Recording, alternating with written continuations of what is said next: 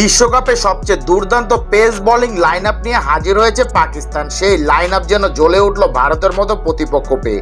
চিরপ্রতিদ্বন্দ্বীদের পেয়ে নিজেদের খুরদার ফর্মের সবটা উজাড় করলেন পাকিস্তানি বোলারদের সবাই। অভিজ্ঞ মোহাম্মদ আমির থেকে তরুণ নাসিম শাহ প্রত্যেকে উপহার দিয়েছে গতি আর সুইংয়ের বৈচিত্র্য।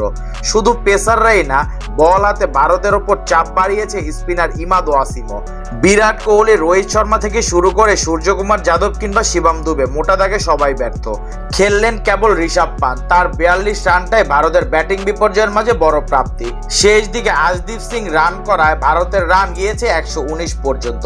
টি-20 বিশ্বকাপে এটি তাদের চতুর্থ সর্বনিম্ন স্কোর, আর অল আউট হওয়া ইনিংসে এটি দ্বিতীয়। নাসাউ কাউন্টিতে ভারত অবশ্য আরো বড় কিছু আশা করছিলেন নিশ্চিতভাবে। 11 ওভারে তাদের রান ছিল 89, সেখান থেকে 160 বা এর আশেপাশে স্কোর আশা করেছিলেন টিম ইন্ডিয়া। সেখান থেকেই লাগাম টেনে ধরলেন পাকিস্তানের বোলাররা। নাসিম শাহ আর হ্যারিস রফের 3 উইকেটের পাশাপাশি মোহাম্মদ আমিরের জোড়া শিকার পাকিস্তানকে ফেরায় ম্যাচে। ঋষভ পান্থ ছিলেন বিপজ্জনক। 31 বলে 42 রান করে ভারতকে রানে রেখেছিলেন তিনি। 15তম ওভারের পরপর 2 বলে পান্থ এবং রবীন্দ্র জাদেজাকে ফেরান আমির। ম্যাচের গতিপথ বদলে যায় সেখানেই। ভারতকে শেষ পর্যন্ত 119 রানে আটকে রাখায় সাহায্য করেছিলেন হ্যারিস রফ। হার্দিক পান্ডিয়া এবং জাসপ্রীত বুমরাকে জোড়া আঘাতে ফিরিয়ে ভারতের লেজ গুটিয়ে দেন তিনি।